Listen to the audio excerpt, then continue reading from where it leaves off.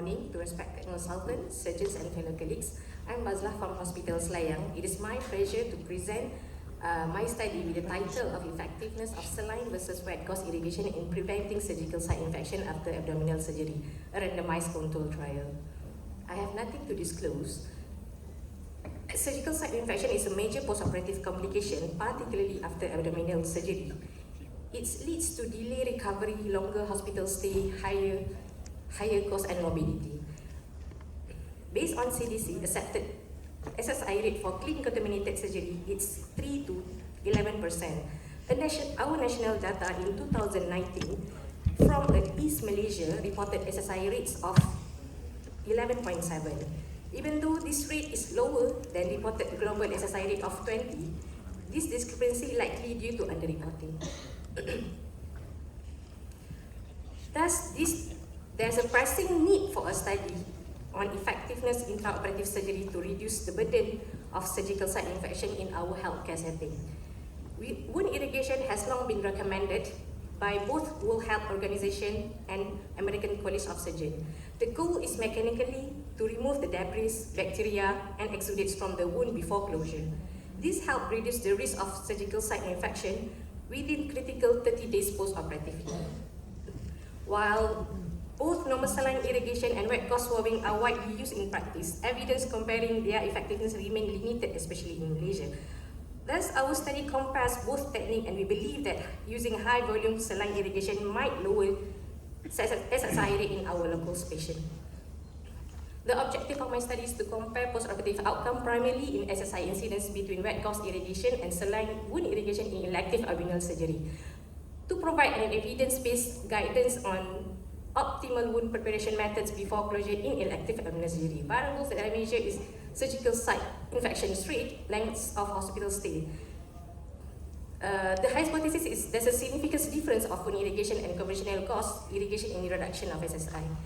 This is a prospective randomized control trial study. Data was taken in July 2024 until March 2025. Single-blinded, divided by two groups. Group A irrigated by using 1 liter of normal saline, then the wound will be dry by using dry gauze before skin closure. Group B irrigation with conventional method, wipe through the abdominal incision wound using wet gauze, then the wound will be dried by using dry gauze before closure. This is my experiment group, saline irrigation. This is our techniques of using the saline irrigation.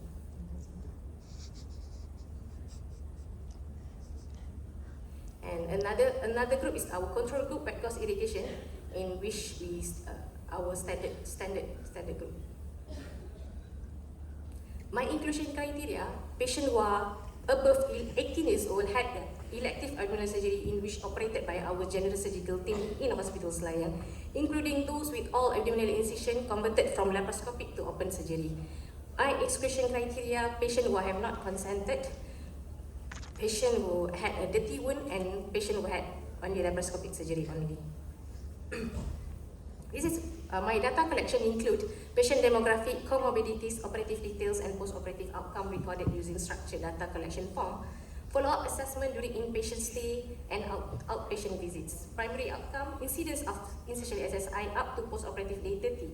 My secondary outcome is length of hospital stay.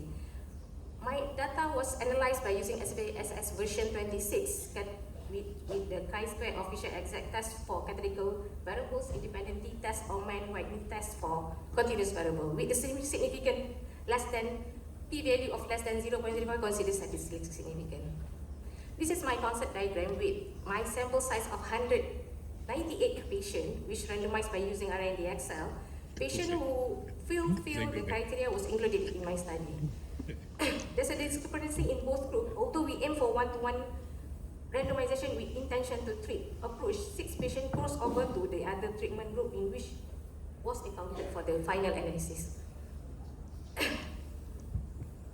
This table represents a socio-demographic characteristic of 198 patients in which included in both groups in my studies. Overall, both groups were comparable in terms of gender, age, ethnicity, and smoking status. The only statistically significance was the BMI, which was higher in the saline group. BMI difference between group reached statistical significance, the absolute difference was minimal and clinically insignificant, suggesting it is unlikely to influence SSI outcome meaningfully. This balance in demographic helps strengthen the validity of the comparison between the two group irrigation methods. These tables compare baseline clinical characteristics between the saline irrigation and GOS group. Overall, there's no significant difference were observed, suggesting both groups were clinically comparable at baseline. Comorbidities such as diabetes, hypertension, ischemic heart disease, chronic renal failure, cancer were distributed similarly between both groups. This supports that any outcome difference are more likely attributed to the intervention rather than baseline clinical status. This table shows a comparison of the key surgical parameter between the saline and irrigation group. Overall, these findings indicates the surgical factors were well matched, which strengthened the reliability comparing SSI outcome between the two groups without confounding bias from surgical variables. This table shows a postoperative outcome amongst patients who underwent both surgery, with focus primarily on the SSI incidence. In the saline irrigation group, the SSI rate was 10.4 as compared to the 14.7 in the wet GOS, although the p-value doesn't show any significance with the p-value of p0.566. The 4.3 absolute reduction suggests positive clinical trends favoring a saline irrigation.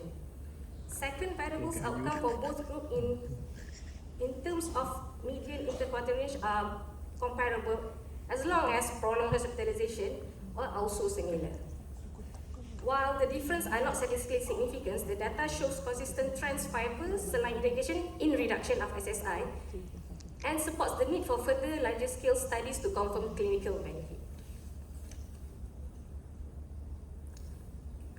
In this study, we observed that SSI rates in the saline group was 10.4%, which is lower than the national average of 11.7 reported in Malaysia. Considering the minimum clinical importance difference, the SSI rates in saline group falls below national prevalence, suggesting potential clinical value even if it is not yet statistically proven. And additional to that is that the saline group is a higher average of BMI, which is usually associated with increased risk of infection due to impaired wound healing. However, we did not observe any higher SSI rate in that group. This could imply that saline irrigation may have offered some protective effects, though the further analysis need to be determined if BMI is independent factor.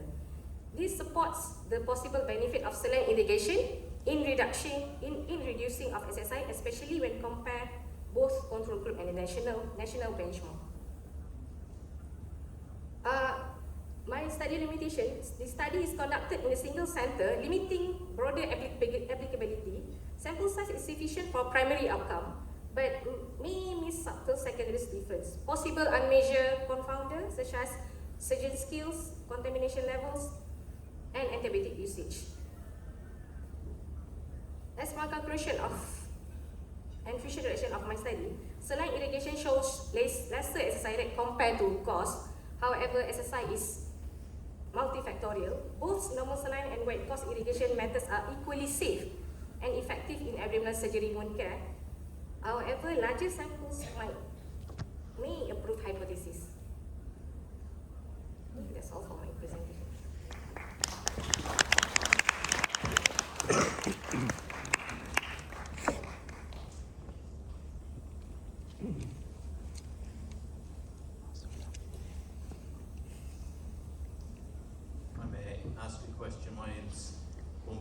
From Edinburgh. Congratulations, beautifully presented, and congratulations on attempting to undertake a randomized controlled trial. It's quite challenging in surgery, so well done. I have two questions. The first is, did you consider doing a power calculation to give some indication of how many patients you would need to recruit to show a statistically significant difference? And the second question is, you did laparotomy. These were all laparotomy patients, but did you classify them into clean, contaminated and dirty cases, because clearly the incidence of SSIs is very different when you have a perforated viscus or doing a colonic resection compared to doing a hernia repair. Thank you for your presentation. Thank you so much for the question. For the first question, for the sample size, I'm using superior randomized control trial sample size calculations, in which I'm taking two baseline studies, in which done in 2022 and also 20. The first study was using a shrink pressure irrigation by 200, in which they have a SSI rates of 10.6%, and another study are using high volume saline irrigation, comparing between no irrigation, in which they have a value of 8.6%. With that two value, I'm calculating using the superior randomized control trial, in which I get my sample size of 168 plus with a 20% dropout rates, in which though I have a total samples of 198.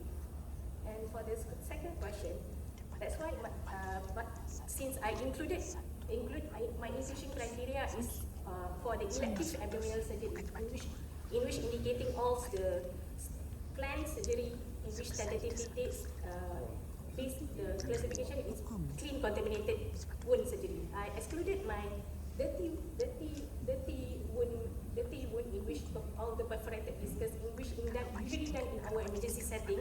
I exclude all this.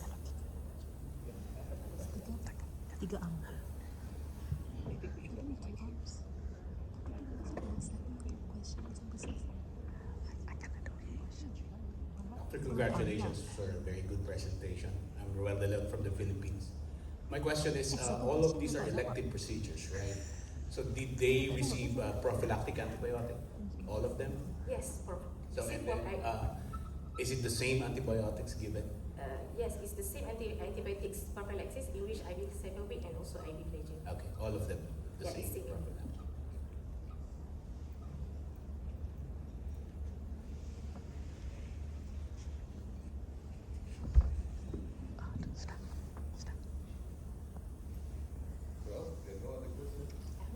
Thank you so much. Thank you. Thank you, judges. If there are no other questions, well done. The judges are still waiting for the cups of coffee, by the way. So without any further ado, call upon Dr. Bobby Lee Yung